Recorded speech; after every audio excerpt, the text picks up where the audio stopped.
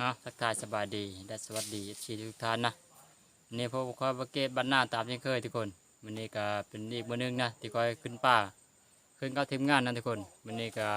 ไม่ได้ขึ้นน้ำเดียวโดนละขึ้นกับปะท้องเพิ่นสบายดีทุกคน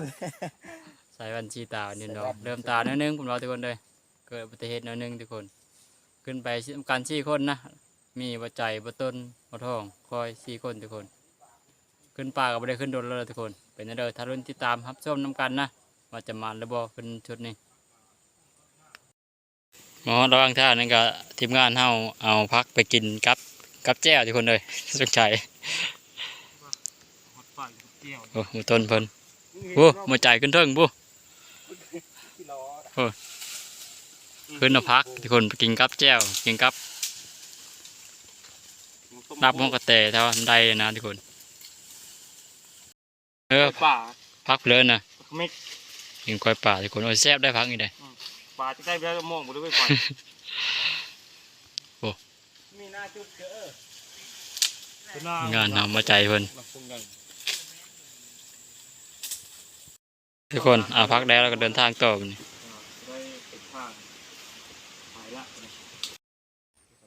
ทุกคนก็กลับมาฮอดป่าไปที่เรียบร้อยแล้วมันนี่ทางทีมงานเราก็กำลังให้กินทุกคนให้กินตำมะฮุ่งนะวันนี้นะมาฮอดแล้วก็หาข้าวกินน้ำก่อนวันนี้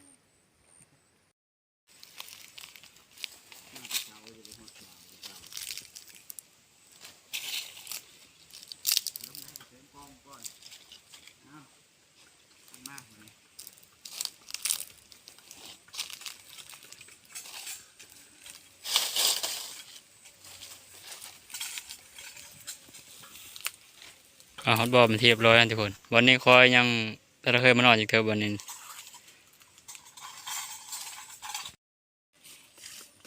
ให้กินเลยตำมะฮุ่งเลยเอาละส้มตำนี่ตำมะฮุ่งเชื่อมะละกอ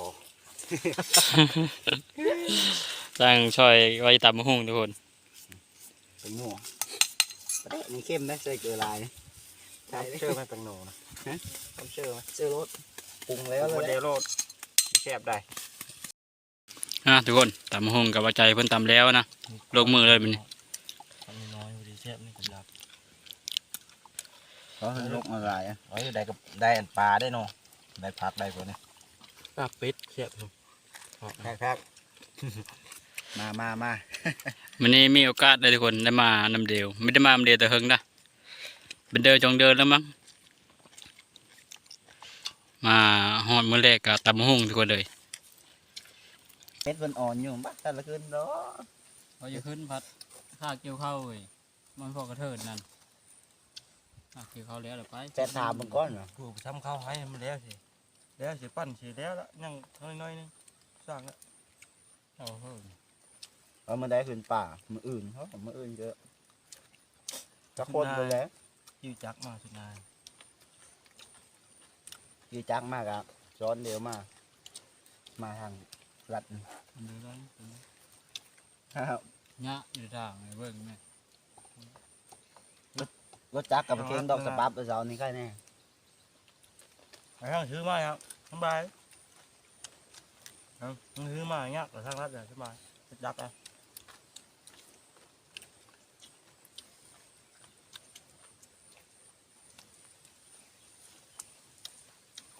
ร่วมได้อยู่หัวทางนี่นะทาง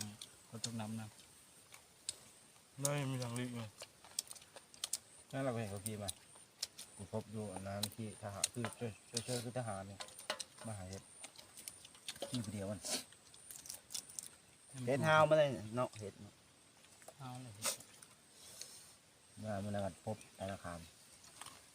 ไปจับฉากกันมาทุกคนเลยกินข้าวในว่าวิโซนเลยเฮ้ยกันรถ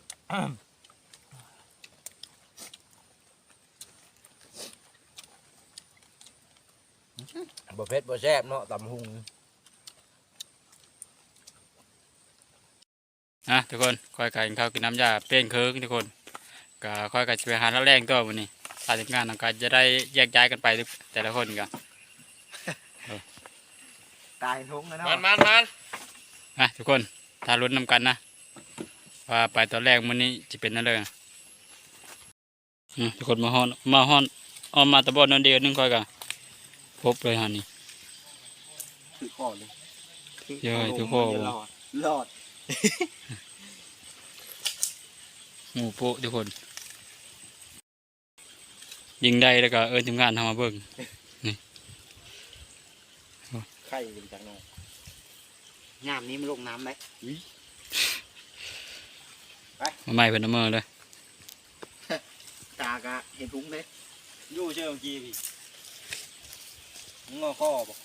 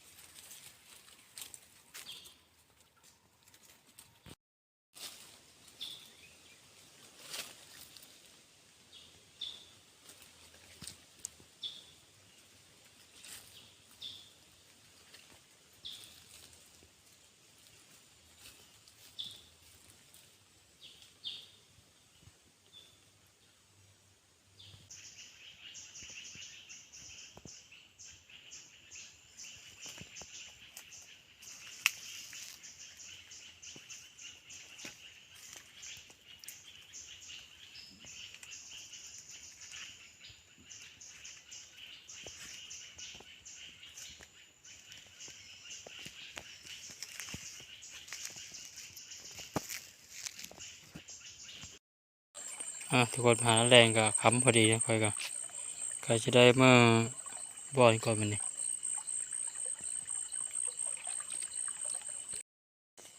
โอ้ทีมงานหักมาแล้ว2 คน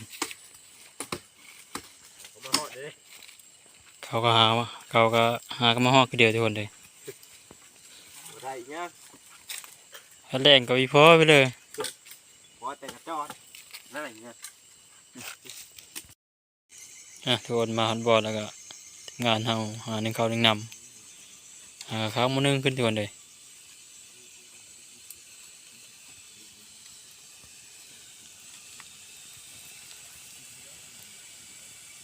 ยามหนาวน้ำเพียงไผ่เนี่ยทุกคนเลยคักข้าวมื้อนึงในจักหน่อย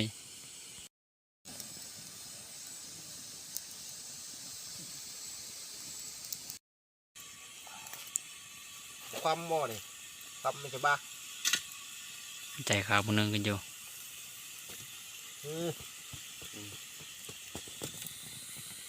จะรอดป่ะนี่ได้อยู่แต่ว่า ทุกคนหลังจากที่เฮายังเข้าเรื่องน้ำค่อยกับป้าให้มาใจนึงทุกคนเข้านำเนาะค่อยก็จะมาเลาะหาการป่าไปนี่การหัวกังทุกคนแล้วก็ให้บ่ใจเพิ่นโคงูเลยนะค่อยหาการป่าท่า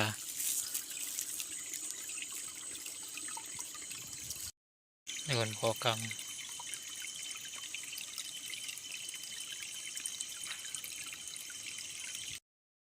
ทุกคนได้แล้วนะขอกังได้2 ตัวทุกคนเลยค่อยเอาผ้านะทุกคนพันเอานี่มีอุปกรณ์เลยเอาผ้ามาพันเอานี่เนี่ยทุกคนปลาค่อยได้กันมาเนี่ยทุกคนเอาผ้าพันเอาก็ได้ได้1 2 3 4 5 ตัวทุกคนเลยนี่ทุกคนเครียดนี่ก็เห็ดอันนี้ก็ย่ามนี่ก็มั่นเลยทุกคนนี่นะเห็ดอึกเขาอื่นทุกคนได้แล้วก็ค่อยจะเมื่อบอลมานี่ปิ้งปลาก่อนทุกคนทุกคนทีมงานเขาก็กำลังต้มงูทุกคนเลยปลาทองเพิ่น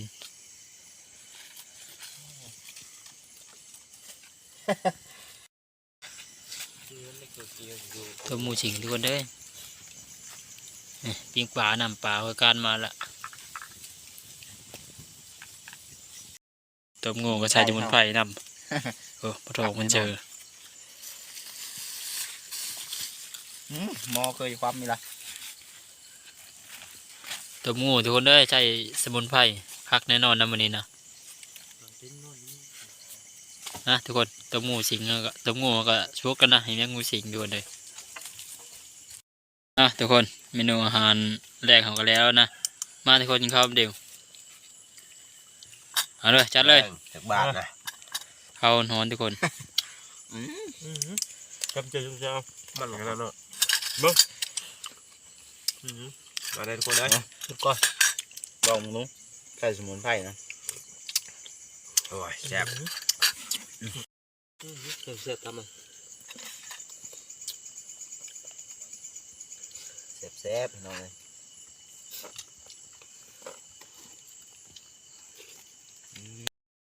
ทุกคนอยากกินข้าวกันน้ำยาคอยกับบ่ทองเอาไปหาการไก่นะทุกคนเอาไปเห็นไก่ป่าโน่นไป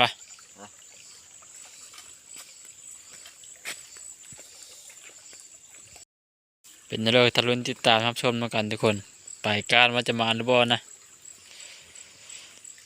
เขาบ่ต้นมันก็ไปอีกกลุ่มนึงนะบ่ต้นไปก็ปัจจัยเพิ่นขอไปกับบ่ทองชุมเพิ่นน่ะเพิ่นเอาไปกลางเขียบมะนาวทุกคนคอยการมาเป็นดอกเขียบมะนาวทุกคนเลย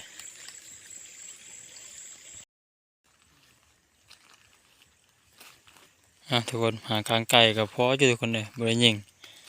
วันนี้กลับมาบ่อนก่อนวันนี้ทุกคนมาหากลางไก่ยาแล้วก็คอยกลับบ่ทองหมดนะการเขตมะนาวตัวทุกคนมันห้องทุกคนเห็นแล้วตัวหนึงทุกคนเลย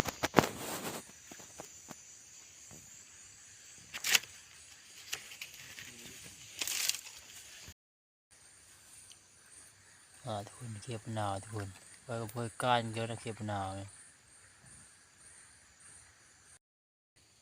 นี่ของเขียบมะนาวทุกคนเห็นตัวหนึ่ง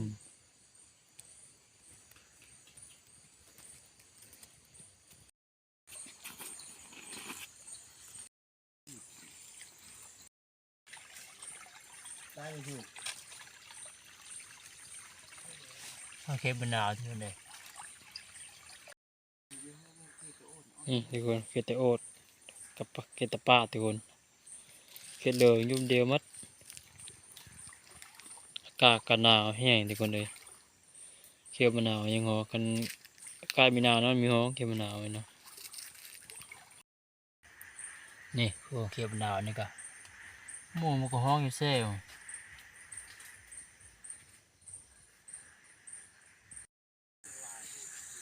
เขียบมะนาวห้องเซลทุกคนเลย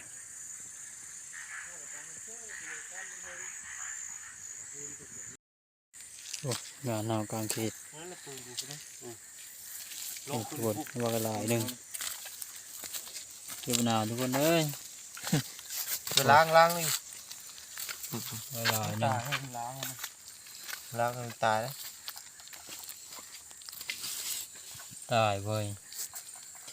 ตายเวียดนี่นะครับ การเขียบมะนาวต่ออีกทุกคนห้องเซลอยู่เลย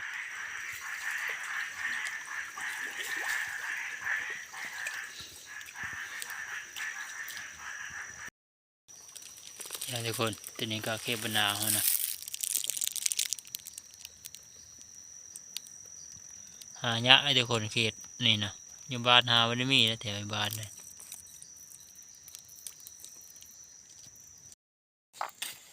ทุกคนคอยกามาแล้วนะหาการเขียบมะนาวทุกคนเวลาได้ไหมเวลานี่ก็ของมาต้นกับของมาใจเพิ่งก็เอาโฮมเดลทุกคนไปแล้วพบเพิ่นอยู่ทางหันเพิ่งกลางๆอยู่เลยใช้เดลนี้เลยนะเวลาจะทุกคนเขียบมะนาวนะ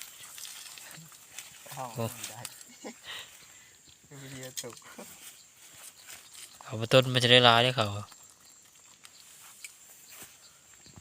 ในผ่านเห็ดหนาวในผ่านหมูนอนอยู่เลย ทุกคนหลังจากมาแต่หากลางเขียบมะนาวแล้วก็ค่อยก็ขอนอนพักผ่อนก็มันนี่ก็สำหรับคลิปนี้ก็จะได้ขอจบลงเพียงเท่านี้นะทุกคนขอขอบใจทุกคนแล้วก็ทุกท่านนะที่ติดตามรับชมคลิปหน้าที่พอกันใหม่